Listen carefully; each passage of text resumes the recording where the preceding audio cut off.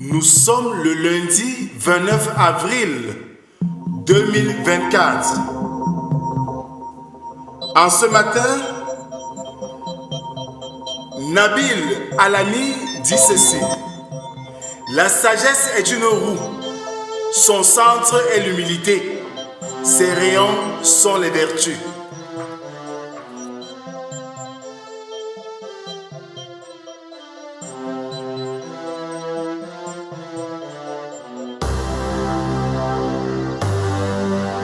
Bien-aimés dans le Seigneur, bonjour. Nous sommes réunis ce matin, comme chaque lundi à vendredi, dans le cadre de la méditation quotidienne.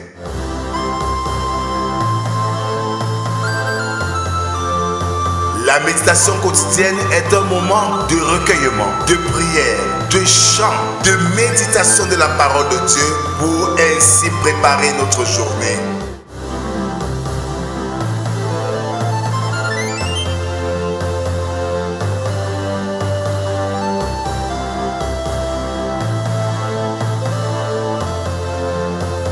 Pour vous servir, le pasteur Rodrigue Cash de l'église évangélique du Cameroun.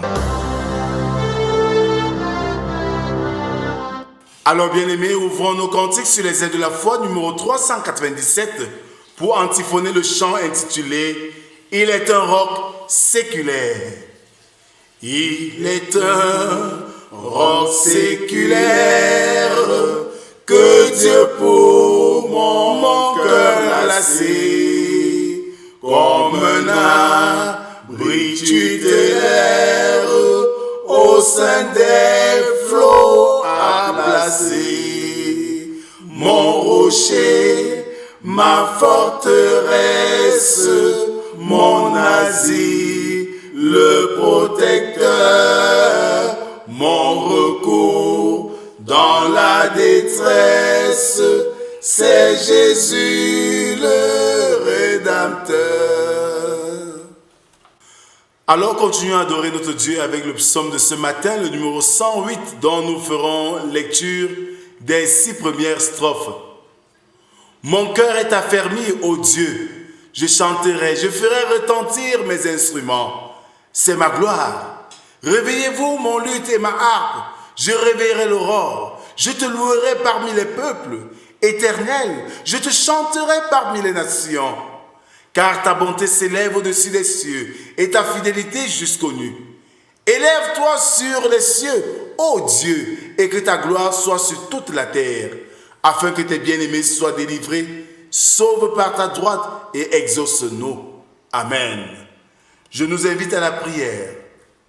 Seigneur notre Dieu, tu nous rassembles en ce premier jour de la semaine pour avoir le temps de la journée et de la semaine.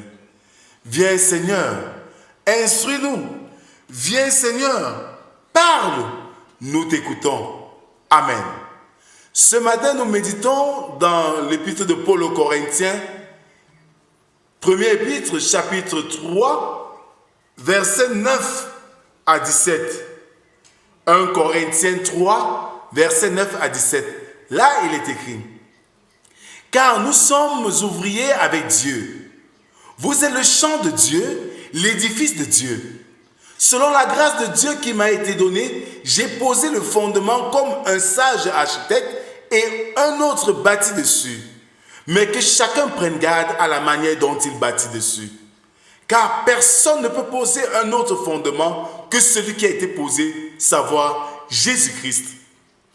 Or, si quelqu'un bâtit sur le fondement avec de l'or, de l'argent, des pierres précieuses, du bois, du foin, du chaume, l'œuvre de chacun sera manifestée.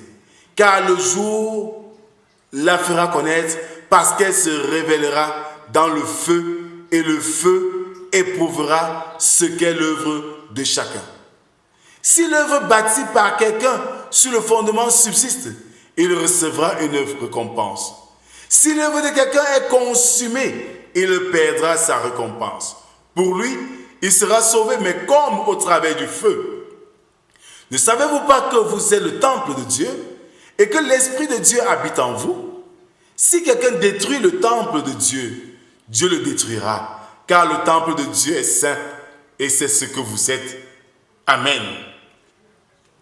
Bien-aimés dans le Seigneur, les ministres au sujet desquels les Corinthiens étaient divisés n'étaient que des instruments utilisés par Dieu.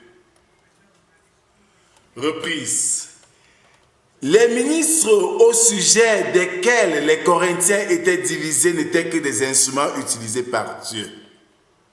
Nous ne devons pas mettre les ministres à la place de Dieu. Nous ne devons pas mettre les serviteurs de Dieu à la place de Dieu. Celui qui plante et celui qui arrose ne sont qu'un avec un seul maître, ayant confiance dans la même révélation, avec comme occupation le même travail, un engagement dans le même dessein. Leurs dons sont différents, mais proviennent d'un seul et même esprit, pour exactement les mêmes buts. Et ils doivent mettre le même cœur à la réalisation du même dessein. Ceux qui travaillent le plus dur iront le plus loin. Ceux qui sont les plus fidèles auront la plus grande récompense. Ils travaillent ensemble avec Dieu à promouvoir les buts de sa gloire. Et le salut des précieuses âmes, et celui qui connaît leur œuvre veillera à ce qu'ils ne travaillent pas en vain. Ils sont employés dans son agriculture et sa construction. Il veillera sur eux avec soin. Tel est le message que Paul veut nous délibérer ce matin, veut nous donner ce matin. Et il nous invite donc à savoir que nous travaillons pour un même Dieu.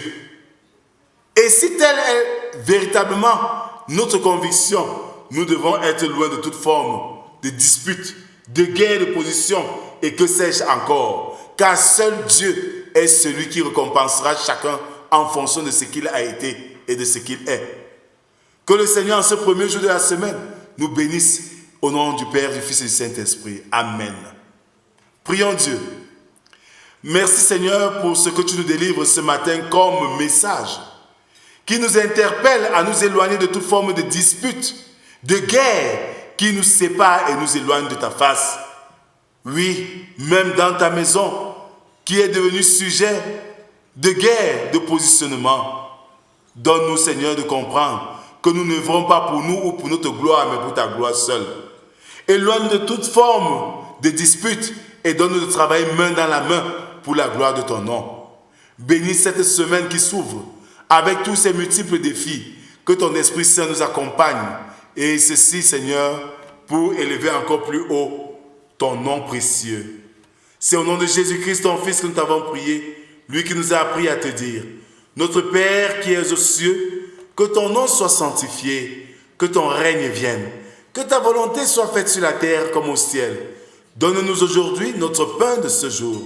Pardonne nos offenses, comme nous pardonnons aussi à ceux qui nous ont offensés. Ne nous soumets pas en tentation, mais délivre-nous du mal, car c'est à toi qu'appartiennent le règne, la puissance et la gloire pour les siècles des siècles. Amen. Alors mon frère, ma sœur, pourquoi te disputes-tu? Pourquoi cherches-tu à prouver ta notoriété si tu es dans le champ de Dieu? Dieu n'est pas divisé. Dieu n'a pas besoin de savoir qui tu es, mais il voudrait que tous nous soyons des ouvriers dans son champ de mission sans distinction. Et chacun sera récompensé en fonction de ce qu'il a été. Voilà ce que Dieu attend de nous. Que la grâce, la paix et l'amour de Dieu soient et demeurent sur nous en abondance. Au nom du Père, du Fils et du Saint-Esprit, un seul Dieu éternellement béni. Amen. Shalom.